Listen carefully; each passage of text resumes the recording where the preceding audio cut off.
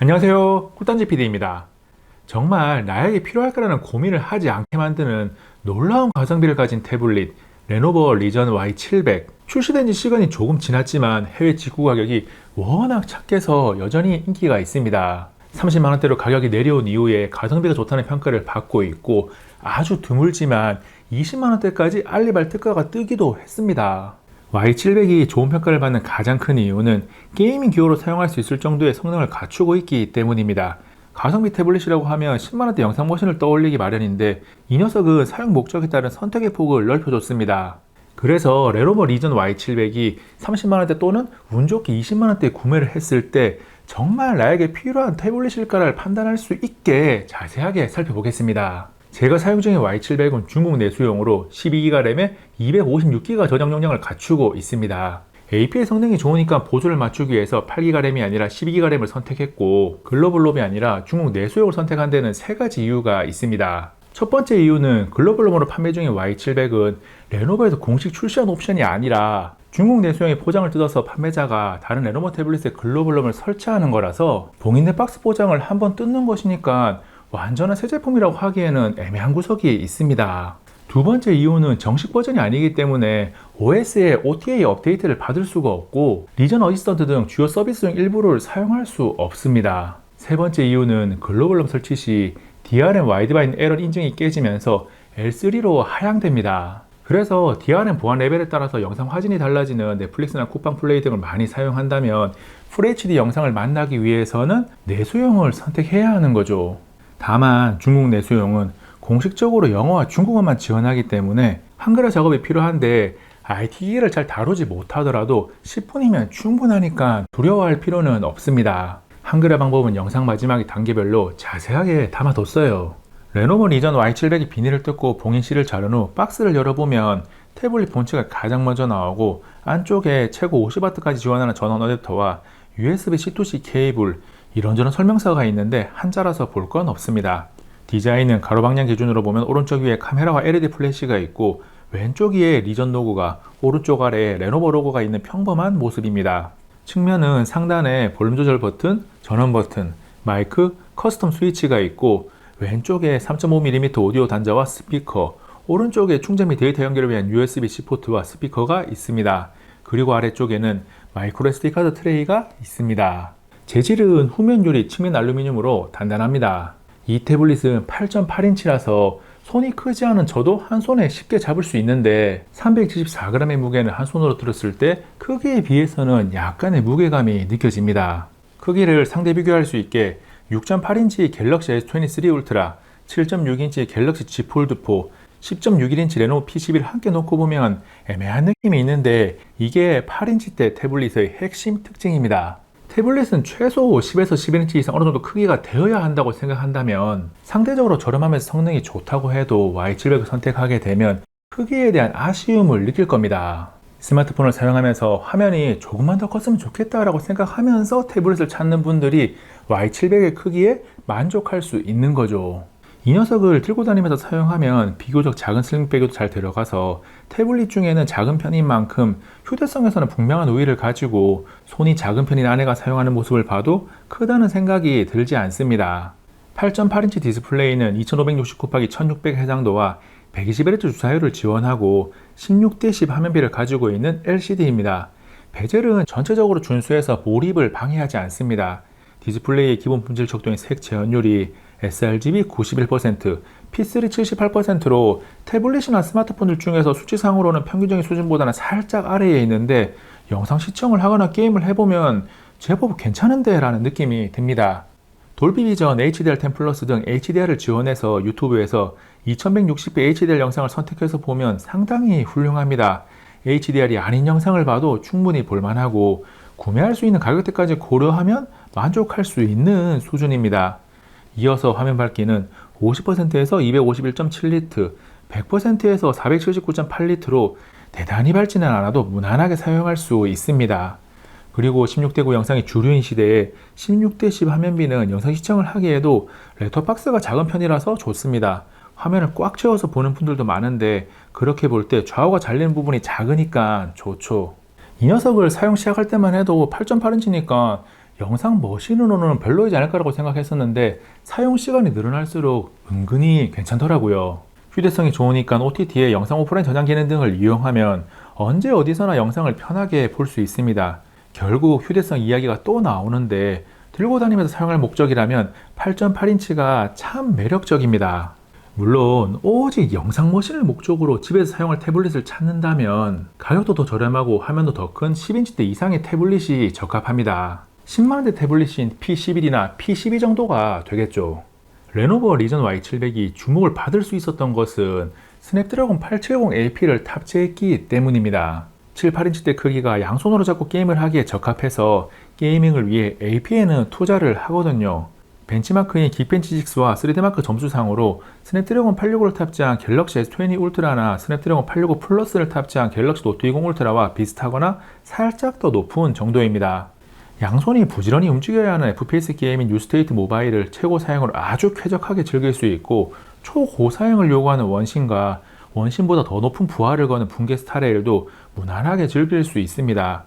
다만 원신이나 붕괴 스타레일처럼 초고사양을 요구하는 게임에서 그래픽 옵션을 최고로 올리면 외부 발열이 41도에서 42도까지 나오기도 합니다. 사람마다 느끼는 정도가 다르니까 뜨겁다는 생각이 든다면 옵션 조절이 필요합니다. 또는 리전 어시스턴트를 활용할 수 있는데 게임을 할 때 비스트 모드가 성능이 가장 좋겠지만 그만큼 발열이 생기니까 밸런스 모드를 적용해서 조절하는 것도 좋습니다. 그리고 게임 시에는 배터리 소모가 많을 수밖에 없는데 배터리 절약 모드를 켜서 조절하는 것도 가능해요. 리전 어시스턴트가 은근 유용합니다. 게임 이외의 환경에서 가장 강력한 부하를 거는 스트레스 테스트를 해보면 99.5%의 성능 유지 안정성을 기록하면서 스로틀링으로 인한 성능 저하는 없다는 것이 확인이 됩니다. 그리고 이때 외부 발열은 전후면 모두 최고 37도에서 38도 수준으로 발열 관리가 잘 되는 편입니다. 메모리는 램이 8기가 또는 12기가를 선택할 수 있는데 AP의 퍼포먼스를 보고 사는 태블릿이니까 보조를 맞춰서 12기가를 선택하는 것을 권합니다. 저장 용량은 램과 매칭으로 8기가 램은 128기가, 12기가는 256기가입니다. 여기서 저장 장치의 규격은 UFS 3.1로 AP의 성능을 충분히 잘 받쳐줍니다.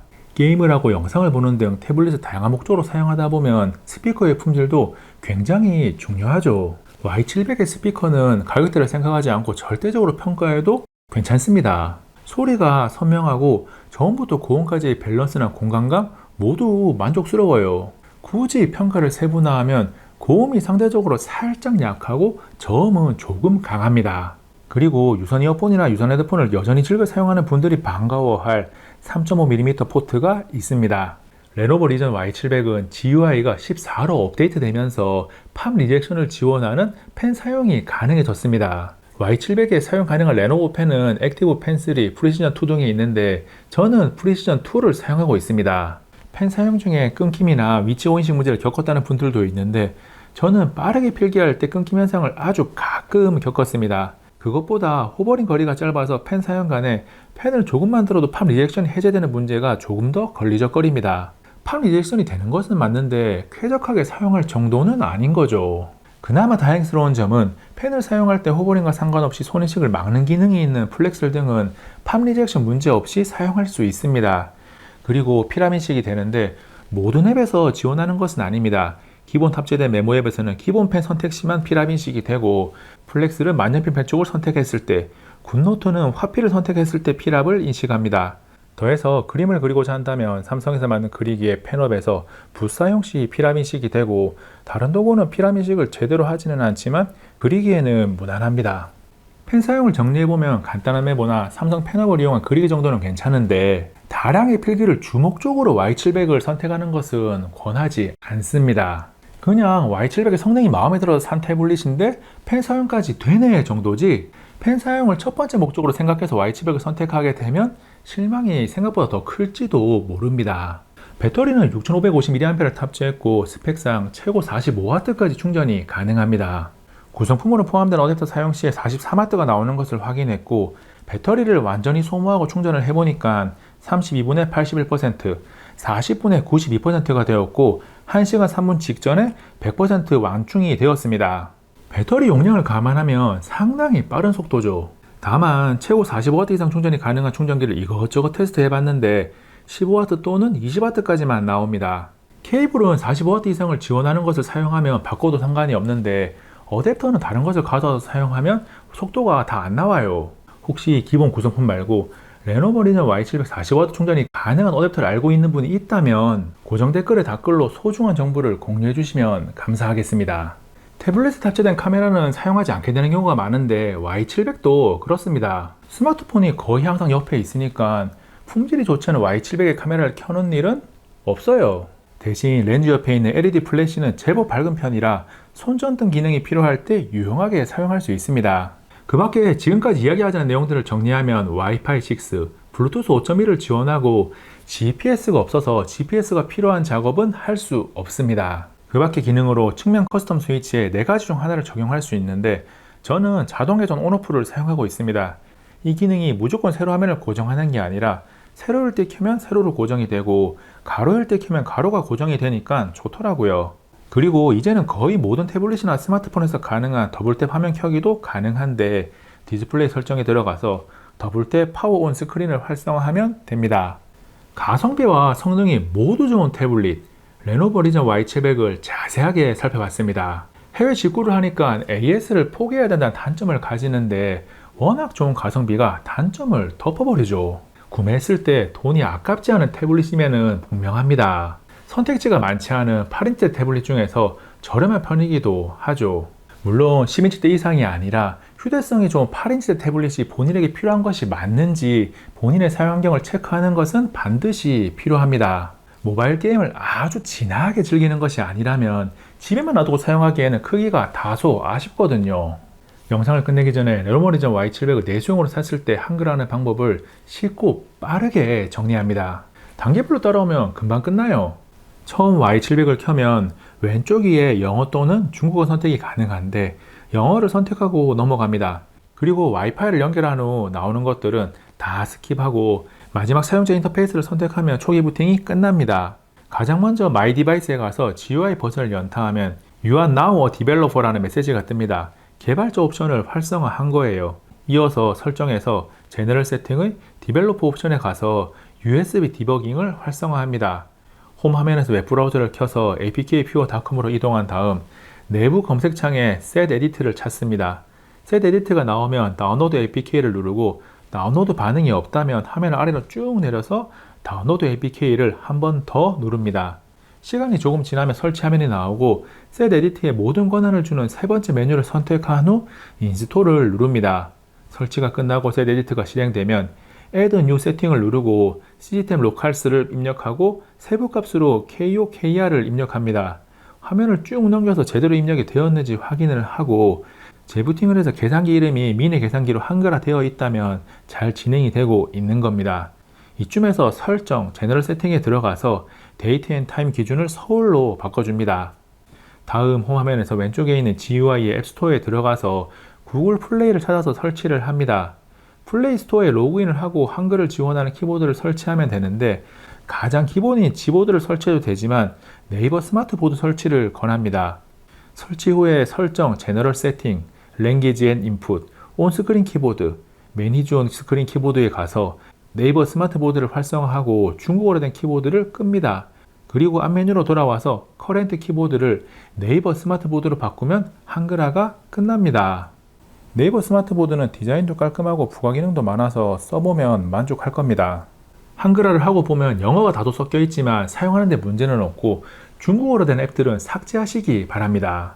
그 밖에 웹브라우저 설치나 기타 설정은 본인의 스타일에 맞추면 되죠. 여러분의 태블릿 상식이 플러스 1이 되는 시간이었기를 바라면서 꿀단지 PD는 이만 물러갑니다.